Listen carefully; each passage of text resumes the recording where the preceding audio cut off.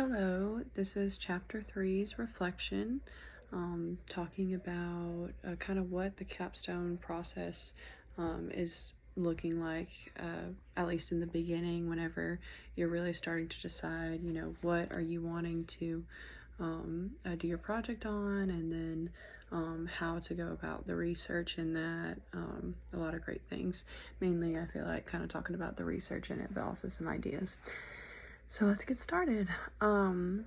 Basically, chapter three, like I said, it was talking about starting the brainstorming process within the capstone.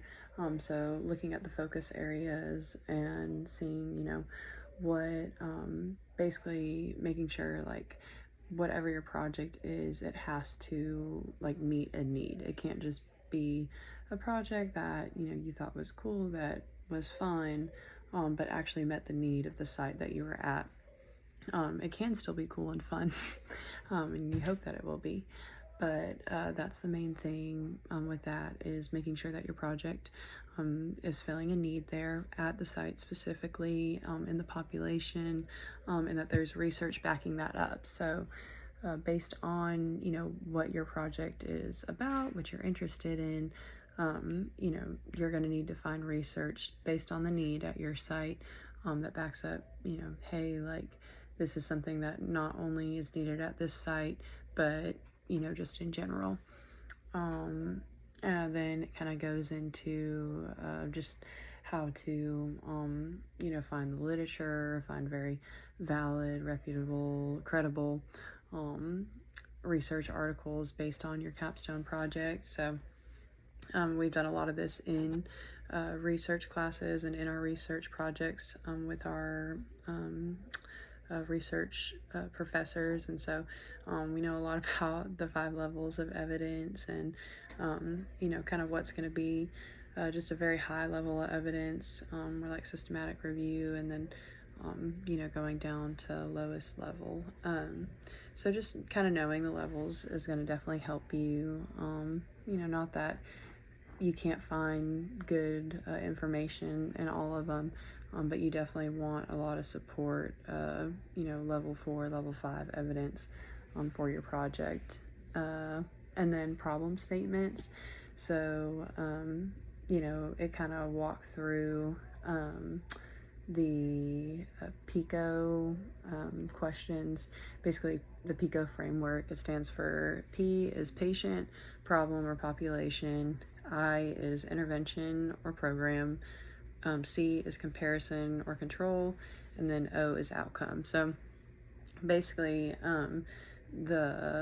this is gonna create a question that based on your project, or not even project, just basically your topic that you're wanting to research. So let's say mine was spinal cord injuries. The PICO framework, or let me make it more specific, spinal cord injuries specifically with bowel and bladder problems, or something like that, or an education system. And so my PICO question would, kind of go through basically how I could format a question so that whenever I'm researching, it will get me, or give me, very valid and a lot of, like, what am I thinking of? Just a lot of resources and sources that are going to have a lot of the information that I need or that I want. That if I were to just look up spinal cord injuries, I could get a billion different things. Or if I just looked up spinal cord injuries and bowel and bladder, I could get a million different things that don't actually apply to what the need that I'm trying to fill at my site. So PICO, like I said, when it was talking about, like, the P being the patient, the problem, or population. So, in that, it's like, what population, what problem are you trying to fill? In my case, it would be, spinal cord injury patients. And then intervention or program. So, it would be education on the bowel or bladder program. Comparison, control. That's going to be, what am I comparing it to? Bowel or bladder program compared to,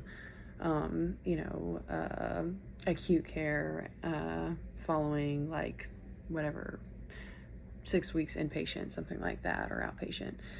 And then outcome is going to be, what is my outcome wanting to be?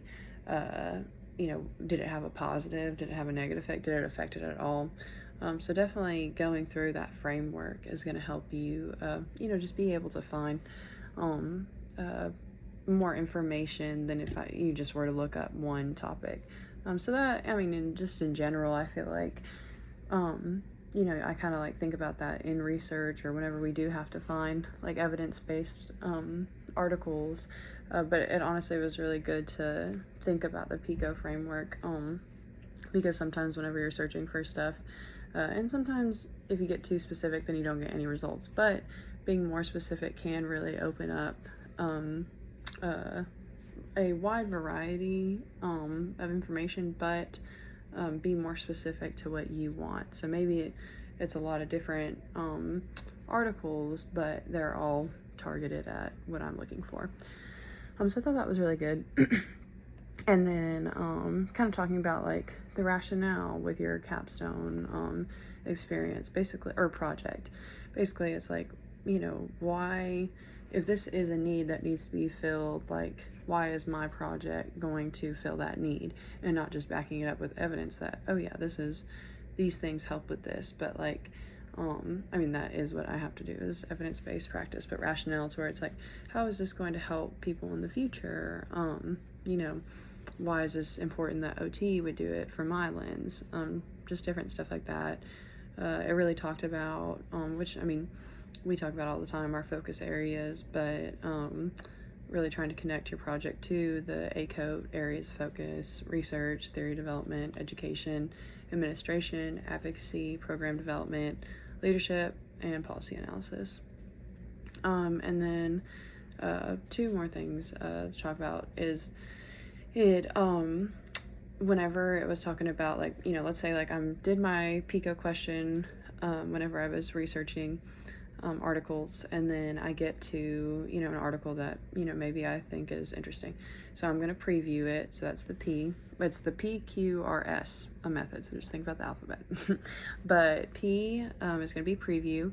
So what we're going to do is just kind of skim through maybe the abstract, or just kind of look at some stuff and see, okay, is this something that I would be interested in? Is it valid for what I'm researching? Just a little quick preview, little scan. Then it's question. So then you question, is this even, related to my capstone project? Is this relevant, like, a relevant level of evidence for what I'm looking for? Just kind of being able to actually, after you scanned it, like, is this worth my time reading? And then R is reading it. Just taking the time to go through and read it really in depth. Honestly, a lot of the articles have more diagrams that I found than anything. So even though it might be like 30 pages long, like 15 of those pages are just pictures. And then summarizing it, so the S. And summarizing it is basically as you read it, or even after you read it, being able to take notes and summarize what you read. Kind of like what I'm doing now. And that'll definitely help you, or help me too, whenever we do our capstone project, and we're having to find all this research to prove why our project is important. It's going to take a lot of time. It's going to take a lot of research. You don't want to waste your time. And the last thing I really liked at the end of the book, it had a lot of resource, or not end of the book, but end of the chapter, a lot of resources. Like, you could go through the PICO questions. It gave you some examples of like the focus areas, and like different questions that you could ask based on like a focus area topic. So, for example, if my focus area was like clinical skills or advocacy, then like next to like clinical skills, it might have a couple questions that would be more clinical skills worded, so that whenever I am doing my research, I can kind of maybe plug in some of those words, and that'll help bring up more clinical articles. Or advocacy, same thing, more articles that would be related to advocacy. So I thought that was really cool. But that is my reflection. Thank you so much.